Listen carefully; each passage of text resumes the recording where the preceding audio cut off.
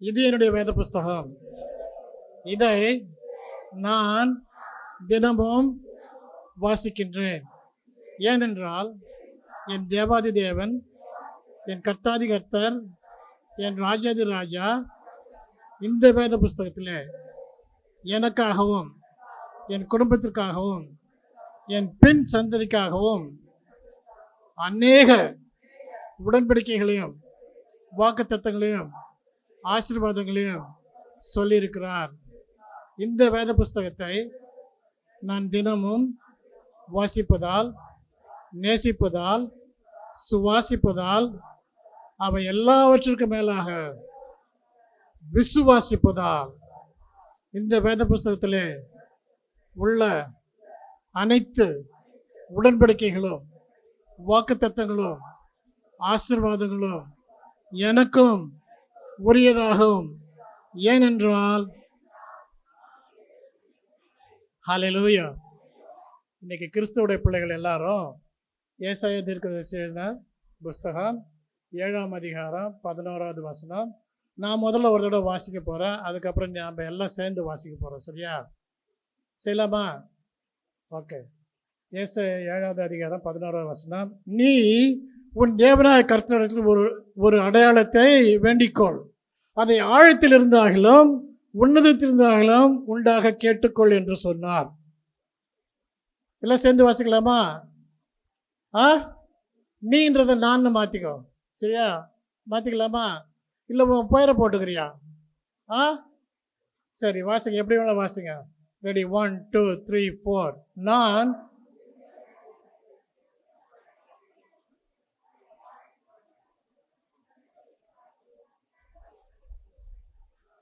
இன்னும் ஒரு மாற்றம் போடுங்க. நான் என்ன போட்டுங்க. சரிங்களா? செய்யலாமா? ரெடி? 1 2 3 4. நான் என் தேவனாய கர்த்தரிடத்தில்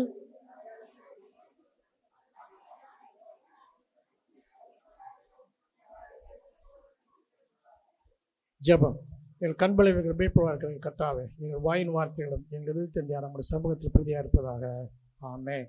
ஹல்லேலூயா, ஹல்லேலூயா, ஹல்லேலூயா. எல்லாரும் உட்காருங்க. இங்கே பாருங்க, இது யார் எழுதின புத்தகம்? நான் சொல்லிட்டேன், ஏசாயா தீர்க்கதரிசி எழுதின புஸ்தகம்.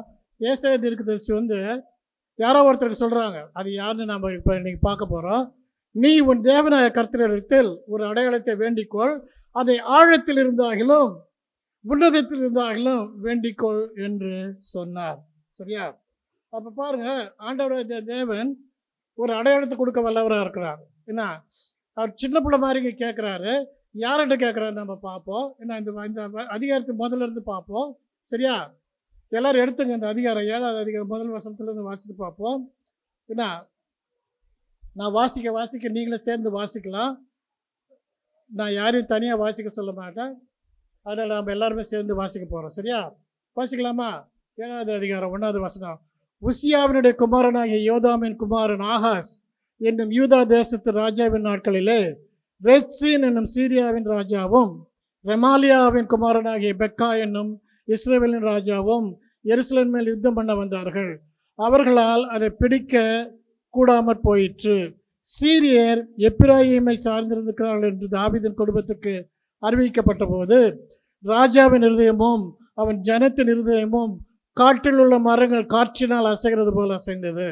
அப்பொழுது கர்த்தர் ஏசாயாவை நோக்கி, நீயும் உன் மகன் சேயாள் யாசூபுமாக வண்ணார் வழித்துறையில் உள்ள மேற்குளத்து மதகின் கடைசி மட்டும் ஆகாசுக்கு எதிர்கொண்டு போய் நீ அவனை நோக்கி, சீரியர் எப்ராயிமோடும் ரெமாலியாவின் மகனோடும் உனக்கு விரோதமாக துராலோசனை பண்ணி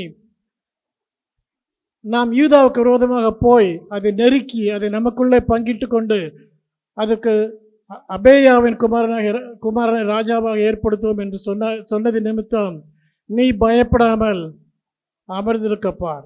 இந்த 2 புகையிற கொள்ளிக்கட்டைகளாகிய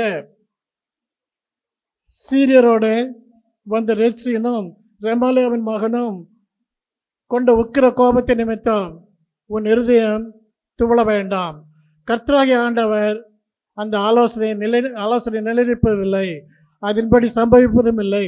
சீரியாவின் தலை தமஸ்கு, தமஸ்குவின் தலை ரேத்சீன் இன்னும் 65 வருஷங்களில் எப்பிராயிம் ஒரு ஜனமாக இராதபடிக்கு நொறுங்குண்டு போம். எப்பிராயிமின் தலை சமாரியா, சமாரியாவின் தலை ரெமாலியாவின் மகன். நீங்கள் விசுவாசவற்றில் நிறைவேற மாட்டீர்கள் என்று சொல் என்றார். பின்னும் கர்த்தர் ஆகாசை நோக்கி, நீ உன் தேவனாய கர்த்தருக்கு ஒரு அடையாளத்தை வேண்டிக்கொள், அதை ஆழத்தில் இருந்தாகிலும் உன்னதத்தில் வேண்டிக்கொள் என்று சொன்னார். ஆகாசோ, நான் கேட்க மாட்டேன், நான் கர்த்தரை பரீட்சை செய்ய மாட்டேன் என்றான். சரியா? அப்ப பாருங்க, ஆகாசன்னு ஒரு ராஜா இருக்கான். அவனுக்கு ஆண்டவர் ஒரு அற்புதம் செய்ய விரும்புகிறார். இன்றைக்கு அற்புதம் நமக்குலாம் செய்ய ஆண்டவர் செய்கிறார் சொன்னா நம்மள வேண்டாம்னு சொல்லுவோமா? இங்க இருக்கிற யாராவது கர்த்தர் இயேசு கிறிஸ்து உங்களுக்கு ஒரு அற்புதம் செய்ய போறார், அதற்கான அடையாளமாக நீ ஆழத்திலிருந்து கடல்ல இருந்தோ இல்லை உன்னதத்திலிருந்து வானத்திலிருந்து சொல்லல, உன்னதத்திலிருந்து சொல்லப்படும். உன்னதம்ன்றது என்ன? பரலோகம். பரலோகத்திலிருந்தோ உனக்கு ஒரு அடையாளமாக ஒன்று கேட்டுக்கின்றாரு. ஆனால் அந்த முட்டாள் என்ன பண்ணுறான்? நான் கர்த்தரை பரீட்சை செய்ய மாட்டேன், கர்த்தரை பரீட்சை செய்ய மாட்டேன், கர்த்தரை டெஸ்ட் பண்ண மாட்டேன், கர்த்தரை சோதிக்க மாட்டேன், கர்த்தர் சொல்றபடி நான் கேட்க மாட்டேன் அப்படின்னு சொல்றவன் எல்லாரும் யாரு? முட்டாள். ஏன்னா அவனுக்கு என்னது? கர்த்தர் மேல நம்பிக்கை இல்லை, விசுவாசம் இல்லை, பயம் இல்லை. சரியா? ஆனா இங்க கர்த்தர் ஒரு சின்ன பிள்ளை மாதிரி அவனுக்கிட்ட ஒரு ஆள் அனுப்புறாரு. யார் அனுப்புறாரு? ஒரு பெரிய தீர்க்கதரிசி, ஏசாயா தீர்க்கதரிசி. என்ன அவனை அனுப்பிச்சு அவன்கிட்ட சொல்றாரு, உன்னை எவனை என்ன பண்ண முடியாது, ஜெயிக்க முடியாது. என்ன ஆகாசம் யாரும் ஜெயிக்க முடியாது. ஆகாசம் என்ன? எந்த நாட்டினுடைய ராஜா? யூதாவுடைய ராஜா. யூதாவுடைய முதல் ராஜா யாரு தெரியுமா? இல்ல இஸ்ரவேலின் முதல் ராஜா யாரு? சவுல். ரெண்டாவது ராஜா யாரு? தாவீது. மூணாவது ராஜா யாரு? சாலமோன். சாலமோனுக்கு அப்புறம் அது என்ன வாச்சு? ரெண்டா பிரிஞ்சிச்சு. இஸ்ரவேல் தனியா, யூதா தனியான. யூதாவும் பெஞ்சமினும். யூதாவுக்கும் பெஞ்சமினுக்கு தான் என்னது? தாவீதின் சந்ததி வருது. அப்ப தாவீதுக்கு ஆண்டவர் ஒரு வாக்குத்தத்தம் கொடுத்தார் தெரியுமா? யாராவது படிச்சிருக்கீங்களா? நேற்று நம்ம உடன்படிக்கை பற்றி படித்தோம் இல்லையா? ஆபிரகாமுக்கு ஆண்டவர் கொடுத்த உடன்படிக்கைனால அவர் என்ன பண்ணாரு? ஆபிரகாமை விட அவர் உண்மை உள்ளவராக இருந்தார், உத்தமம் உள்ளவராக இருந்தார், நீதி உள்ளவராக இருந்தார், நியாயஸ்தராக இருந்தார். ஆனால் ஆபிரகாமுக்கு கொடுத்த அந்த வாக்குத்தத்தத்தை அவன் நிறைவேற்றினாலும் ஆண்டவரை தேவன் என்ன பண்ணாரு? அவனுக்காக, நமக்காக கர்த்தர் இயேசு கிறிஸ்துவை கொடுத்தாருன்னு பார்த்தோம் இல்லையா? அப்போ இன்னைக்கு பாருங்க, இன்னைக்கு ஒரு இது அது என்னன்னாக்கா 2 சாமுவேல் 7வது அதிகாரம் 12 எடுங்களா. 7வது அதிகாரம் 12 வாசிப்போம். பாருங்க, நேற்று நம்ம பார்த்தோம் ஆபிரகாமுக்கு கொடுத்த உடன்படிக்கை பற்றி. இன்னைக்கு தாவீதுக்கு கொடுத்த உடன்படிக்கை பற்றி பார்க்குறோம். 16வது அதிகார வசனம் பாருங்க. உன் வீடும் உன் ராஜ்யமும் என்றென்றைக்கு உனக்கு முன்பாக சிறப்பட்டிருக்கும், உன் ராஜாசனம் என்றென்றைக்கு நிலை பெற்றிருக்கும் என்றார் என்று சொன்னார். சரியா? அது யாருக்கு சொல்லப்பட்டது? தாவீதுக்கு சொல்லப்பட்டது. தாவீது யாருக்கு சொல்லி கொடுத்தாங்க? சாலமனுக்கு சொல்லி கொடுத்தான். சாலமன் அவருடைய மகனாக யெரொபெயாமுக்கு சொல்லி கொடுத்தானா? இல்ல. புரியுதா? அப்ப தாவீதுடைய சந்ததி தொடர்ந்து வரும்னு ஆண்டவர் சொன்னாரு. அந்த சந்ததி இருந்து அந்த ஆகாஷ் வரான். ஏன்னா இந்த ஆகாஷுக்கு என்னது? இவனை போல ஒரு பெரிய முட்டாள் கிடையாது. ஆகாஷை பற்றி படிக்கணும். திரும்பி ஏசாயா தீர்க்கதரிசி போகணும். இந்த 7வது அதிகாரம் படிச்சிங்கனாக்கா என்ன அதில் பார்த்தீங்கன்னா இந்த ஆகாஷ் என்ன பண்றவனா இருக்கான்? பாகாலை வணங்குறவனா இருக்கான். என்ன ஆகாஷுக்கு கர்த்தராகிய தேவனை பற்றியே தெரியாது, அவருக்கு அவரை பற்றியே தெரியாது. சரியா? அந்த ஆகாஷ் ஒரு கொடுமையான ராஜாவாக இருந்தான். அவன் ரொம்ப நாள் ராஜாவாகலை. என்ன 2 ராஜாக்கள் 16 எடுங்களேன். ஆகாஷ் ராஜாவாகிற போது 20 வயதாக இருந்து எருசலேமில் 16 வருஷம் அரசாண்டான். அவன் தகப்பனாக தாவீதை போல் தன் தேவனாய கர்த்தரின் பார்வைக்கு செம்மையானதை செய்யாமல் இஸ்ரவேலின் ராஜாக்களின் வழியிலே நடந்து கர்த்தர் இஸ்ரவேல் புத்திரருக்கு முன்பாக துரத்தின ஜாதிகளுடைய அருவருப்பின் படியே தன் குமாரனை முதலாய் தீக்கடக்க பண்ணினான். மேடைகளிலும் மலைகளிலும் பச்சையான சகல மரத்தின் கீழும் பலியிட்டு தூபம் காட்டி வந்தான். வாசிங்க. போதும், அதோட போதும். சரியா? அப்ப பாருங்க, அவன் பண்ணது எல்லாமே என்னது? கர்த்தருக்கு பிடிக்காத காரியங்கள், கர்த்தர் விரும்பாத காரியங்கள். பசுமையான எல்லா மரத்தின் அடியில் அவன் என்ன பண்ணானா? பச்சை இருக்கிற மரத்துல அடியில் என்ன பண்ணானா? ஒரு சிலையை கட்டி பட்டையை போட்டு என்ன பலியிட்டான். இன்னைக்கு நம்மள்ட்ட நிறைய பேர் அது போல செஞ்சுருக்கோம் இல்லையா? ஆனாலும் கர்த்தராகிய தேவன் உங்களுக்கு உங்களுடைய கண்ணை திறந்த போது அது தவறு என்று புரிந்து கொண்டீர்கள். ஆனால் இவனுக்கு பாருங்க, அவர் சொல்லி அனுப்புறாரு ஏசாயா தீர்க்கதரிசி மூலமா. என்ன சொல்றாரு? ஆழத்தில் ஆகலும் உள்ளத்தில் ஆகலும் ஒரு அடையாளத்தை கேட்டுக்கொள், நான் அதற்கு செய்வேன். ஏனென்றால் நீ தாவீதினுடைய குமாரன். தாவீதினுடைய குமாரன் உனக்கு நான் தாவீதுக்கு என்ன பண்ணியிருக்கேன்? நான் அவன் வீடும் அவன் குடிகளும் அவனுக்கு உண்டான எல்லாம் என்ன பரம்பரை ராஜாவா இருக்கும் யூதாவில் அப்படின்னு சொல்லியிருக்கிறாரு இல்லையா?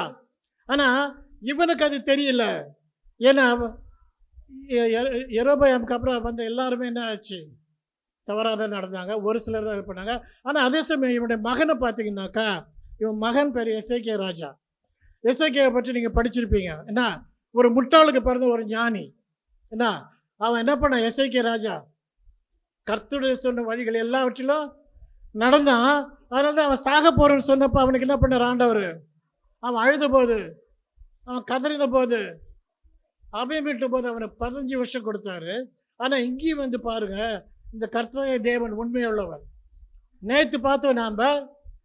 நேற்று நாம் பார்த்தோம் ஆபிரகாமை கொடுத்த வார்த்தை உண்மையான வார்த்தை. அதனால் அவர் என்ன பண்ணார்? ஆபிரகாமுக்காக, ஆபிரகாம் சந்ததியாக நமக்காக ஒரு வல்லமையான காரியத்தை செய்தார். என்ன செய்தார்? தனது குமாரனையே சிலுவையில் அறைய கொடுத்தார். அவர் உச்சந்தலை முதல் உள்ளங்கால் வரை இந்த உலகத்தின் பாவங்களும் நம்முடைய பாவங்களும் சேர்ந்ததாக இருந்ததுன்னு பார்த்தோம். இங்கே ஏசாயா தீர்க்கதரிசியில் 7ஆம் அதிகாரம் 11ஆம் வசனத்தில் அதே சொல்கிறாரு, நீ கேட்டுக்கோ, நீ கேளு, நான் சொல்கிறேன் அப்படின்னு. ஆனால் அவன் என்ன பண்ணிட்டான்? அவர் யாருன்னு எனக்கு தெரியாது, நான் அவர் பரிச்சயம் பார்க்க மாட்டேன், சோதிக்க மாட்டேன். ஏன்னா அவர் கடவுள்னா என்ன பண்ணுவார்? நான் பரிச்சயம் பார்த்தா அவர் என்ன பண்ணிடுவார்? அவர் கோவம் வந்துச்சுனாக்கா என்னை அடிச்சிடுவார், சாவடிச்சிடுவார், கொண்டு போட்டுருவார். நான் எதுவும் கேட்க மாட்டேன், நீ பாட்டு நீ உன் வேலையை பார்த்துட்டு போ அப்படின்றாரு. ஆனால் அவர் கேட்டதை, அவர் சொன்னதை அவர் நிறைவேற்றினார். சரியா? கர்த்தராகிய தேவன் அந்த ஆகாசத்துக்கு சொன்ன அடையாளத்தை அங்கே கொடுத்துருக்கிறாரு. அந்த அடையாளம் இன்னைக்கு நம்மளுக்கும் இருக்குது. சரியா? அதை பற்றி நம்ம பார்ப்போம். அதுக்கு முன்னால் நான் ஒரு சில வசனங்களை வாசிக்க விரும்புகிறேன். நம்ம உபாகமத்தில் பார்த்தீங்கன்னாக்கா, உபாகமம் 8:17, இவன் வந்து தன் கை பலத்தை நினச்சிட்டு இருக்கான். இல்லை, அவனால் எல்லாம் செஞ்சிட முடியும் அப்படின்னு நினச்சிட்டு இருக்கான். ஆனால் இஸ்ரவேலின் தேவனாகிய கர்த்தர் முன்னாலே அவருக்கு சொல்லிட்டாரு, நீ இதெல்லாம் எதுவும் பண்ண வேண்டிய தேவையில்லை, நான் என்ன பண்ண போகிறேன்? அது 2 கொல்லி கட்டை, அது என்ன பண்ணும்? எரியக்கூட எரியாது, அது என்ன பண்ணும்? புகஞ்சி கொண்டு தான் இருக்கும். அதனால் அதை பற்றி நீ பயப்படாத, நான் பார்த்துக்கிறேன் அப்படி சொல்கிறாரு. ஆனால் இவனை பற்றி பார்க்கும்போது வந்து 8ஆவது அதிகாரம் 17ஆம் வசனம் பார்த்தீங்கன்னா, இவனுடைய திமிரு என்னன்னு தான், என் கை சாமர்த்தியமும் என் பலனும் இந்த ராஜ்யத்தையும் ஐஸ்வர்யத்தையும் எனக்கு சம்பாதித்தேன் என்று நீ உன் நிறுவனத்தில் சொல்லிக்கொள்ளாமலும் இருக்க எச்சரிக்கையாரு. உன் தேவனாகிய கர்த்தரை நினைப்பதாக, அவரே உன் பிதாக்களுக்கு ஆணையிட்டு கொடுத்த தம்முடைய உடன்படிக்கையை உறுதிப்படுத்தும்படி இந்நாளில் உனக்கு உண்டாயிருக்கிறது போல ஐஸ்வர்யத்தையும் அரசாங்கத்தையும் சம்பாதிக்கிற வேலையும் உனக்கு கொடுக்கிறார்.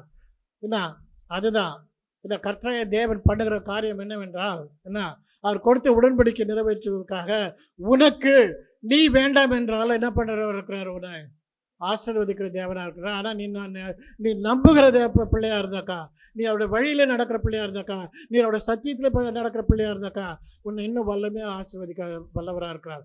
ஆபிரகாமுடைய சொத்து எப்படி இருந்துச்சா? பூமி கொள்ளாதபடி இருந்துச்சா? படிக்கிறோமா? அதில் பைபிளில் படிக்கிறோமா? ஆபிரகாமுடைய சொத்து அந்த இடத்துல அந்த இடம் கொள்ளாத மட்டும் பூமி தாங்குமோ என்று சொல்கிற வரைக்கும் இருந்துச்சா? அப்போ ஆகாரம் கொடுத்த அந்த வாக்குத்தத்தத்தை நீங்கள் சுமந்து கொண்டு இருக்கிறீங்கன்னா உங்களுக்கு எந்த விதமான ஆசீர்வாதம் கிடைக்கும். ஆனால் அந்த ஆசீர்வாதத்தில் நிலை நிற்கணும்னா அந்த உடன்படிக்கை நீங்கள் என்ன பண்ணணும்? இது கை கொள்ளணும். உடன்படிக்கை கை கொள்ளாத இருந்தால் ஆண்டவனை காப்பாற்றுகிறவராக இருக்கிறார். ஆனால் இவருடைய ராஜ்யபாரம் எத்தனை வருஷம் தான் இருந்துச்சு? 16 வருஷம் தான் இருந்துச்சு. 16 வருஷத்துல அவருடைய வாழ்க்கையை முடிஞ்சு போச்சு. அதில் அவன் தேவனை கர்த்தர் உனக்கு அடையாளத்தை கொடுக்குறாருன்னு சொல்கிறாருனாக்கா, அவருடைய உடன்படிக்கையை அவர் நிறைவேற்றுகிறார், அவருடைய வாக்குத்தத்தை அவர் நிறைவேற்றுகிறார், அவருடைய வாக்கில் உண்மை உள்ளவராக இருக்கிறார். அதை நீங்கள் தெரிஞ்சுக்கணும். நீங்கள் படிக்கும்போது, ஜெபிக்கும்போது, தியானிக்கும்போது உன் தேவனோடு பேசி நீ கேளு அப்படி சொல்கிறாருன்னா, அவர் உடன்படிக்கை நிறைவேற்றுகிறார். அவர் வாக்கு மாறாத தேவனாக இருக்கிறார். நம்ம பார்த்தோம், அவர் மனமாற மனிதன் அல்ல, பொய் சொல்ல மாந்தன் அல்ல அப்படி சொல்லுவோம். என்ன அதனால் அவர் சொன்னதை செய்ய மற்றவர் இது பண்ணுறவராக இருக்கிறாரு. அதனால் நீங்கள் என்ன பண்ணணும்? என்ன அவருடைய உடன்படிக்கை கை கொள்ளணும். இன்னைக்கு நிறைய பேர் நம்ம நினைக்கிறோம், நாம் சம்பாதிக்கிறோம், 100 நாள் வேலைக்கு நாம் தானே போகிறோம், ஏன்னா நான் 1000 நாள் வேலைக்கு நாம் தானே போகிறோம், நாம் தானே பிஸ்னஸ் பண்ணுறோம், நாம் தானே அதை பண்ணுறோம் இதை பண்ணுறோம். எதுக்கு ஆண்டவர் நம்ம காணிக்க கொடுக்கணும்னு? உன் கை சாமர்த்தியமும் உன் பலனும் இதை சம்பாதித்து நீ நினைத்தாயானால் என்ன சொல்றாரு? நான் உன் முன்னோர்கள் கொடுத்த வாக்குத்தத்தின்படி உன்னை சம்பாதிக்க வச்சிருக்கிறேன். அப்ப நீ அதில் என்ன பண்ணணும்? எனக்கு கொடுக்க வேண்டிய கனத்தை, மதிப்பை, மரியாதையை நீ என்ன பண்ணணும்? கண்டிப்பா தந்து ஆகணும். அப்படி தரல அப்படின்னாக்கா அது உனக்கு விளங்காது. இன்னைக்கு நிறைய பேர் சம்பாதிச்சு என்ன பண்றோம்? பொத்தலான பையில போட்டுக்கிட்டு இருக்கோம், சம்பாதிக்கிறோம், நிறைய சம்பாதிக்கிறோம். ஆனா இதெல்லாம் எங்க போகுது? பொத்தலான பையில. நீ என்னைக்கு ஆண்டவரை மதிக்கிறியோ, நீ என்னைக்கு ஆண்டவர்கிட்ட, ஆண்டவரே நீ தான் எனக்கு இந்த பலனை கொடுத்த, நீ தான் எனக்கு இந்த ஆசீர்வாதத்தை கொடுத்துருக்க, உம்மாலதான் இது ஆகும், உம்மாலதான் இது நடக்குது அப்படின்னு நீ ஆண்டவருக்கு அந்த ஆசீர்வாதத்தை கொடுத்தினா அதுக்கான பலனை நீ என்ன பண்ணுவ? கண்டிப்பா அனுபவிப்ப. ஏன்னா இங்கிலீஷ்ல சொல்லுவாங்க, if I say to myself the strength and ability of my hand has produced this wealth, remember the Lord your God has given you the ability, so he confirmed the covenant that he swore to your forefather. அப்படின்னா என்ன அர்த்தம்? உன்னுடைய பிதாக்களுக்கு ஆண்டவர் சொன்ன வாக்குத்தத்தை நிறைவேற்றுக்க இன்னைக்கு உன்னை பணக்காரனா வச்சிருக்கிறாரு, உன்னை வியாபாரம் வச்சிருக்கிறாரு, உன்னை ஊழியக்காரனா வச்சிருக்கிறாரு, உன்னை நல்ல உத்தியோகத்தில் வச்சிருக்கிறாரு. அதை நீ மறந்து அந்த காசை எடுத்துட்டு போய் தண்ணி அடிச்சுட்டு சீட்டாடி மற்ற தேவையில்ல வேலையெல்லாம் செஞ்சுட்டு ஆண்டோடைய கோயிலுக்கு வரும்போது 5 ரூபாய் கொண்டாந்து போட்டினாக்கா, அதுவும் செல்லாத காசு 5 ரூபாய் கொண்டாந்து போட்டினாக்கா, அதனால உன்னுடைய குடும்பம் ஆசீர்வதிக்கப்படுமா? ஆசீர்வதிக்கப்படாது. ஏன்னா எத்தனையோ இஸ்ரவேல் ஜனங்கள் ஆண்டவர் என்ன பண்ணாரு? அடித்தார்.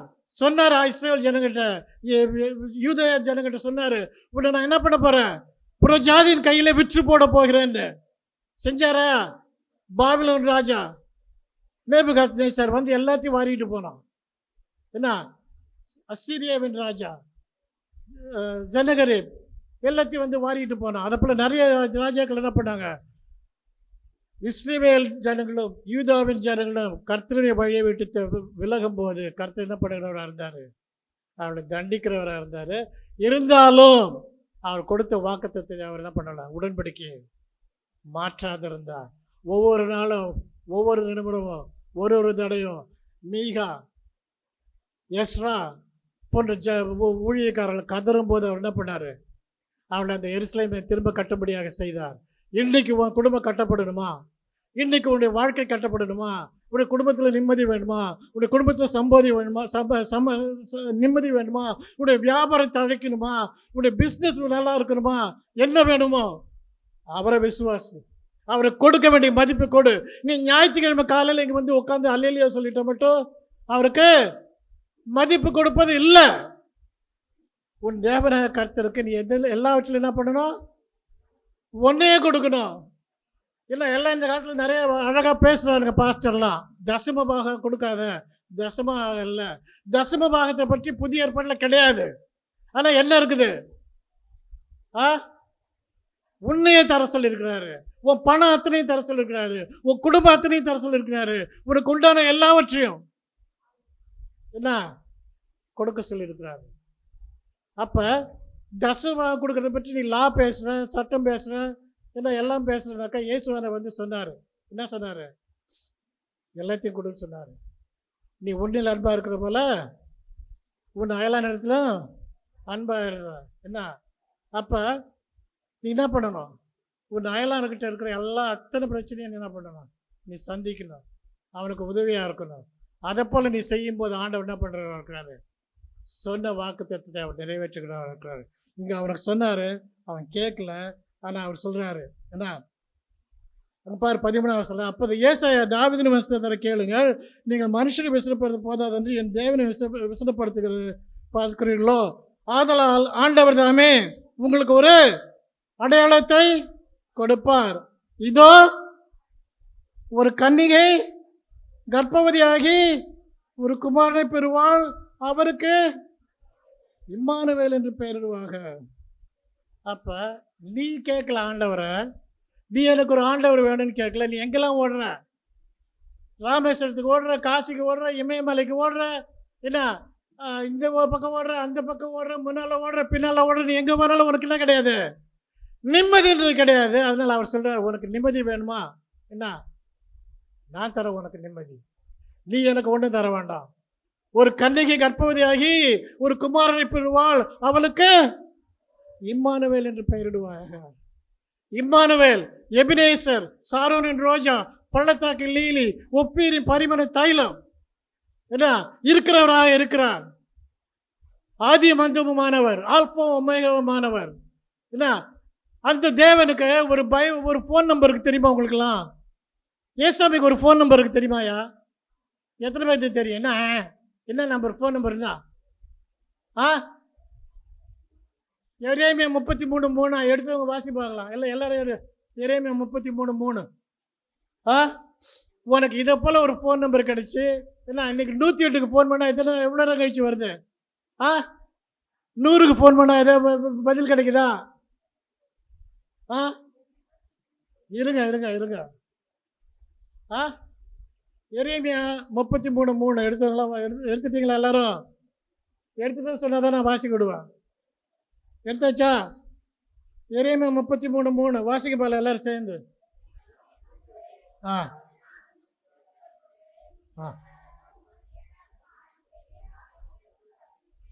பாருங்களேன். என்னை நோக்கி கூப்பிடு, அப்பொழுது நான் உனக்கு உத்தரவு கொடுத்து நீ அறியாததும் உனக்கு எட்டாததுமான பெரிய காரியங்களை உனக்கு அறிவிப்பேன். எந்த சாமியா சொல்லியிருக்குதாயா?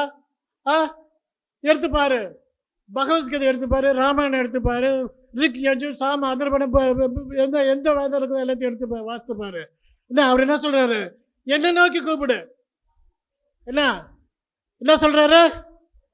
உன் பக்கத்து வீட்டுக்கார கூப்பிட சொல்லுதா? உன் மாமா மச்சனை கூப்பிட சொல்லுதா? உன் பங்காளியை கூப்பிட சொல்லுதா? இல்லை, என்ன நோக்கி கூப்பிடு. நான் அப்பொழுது உனக்கு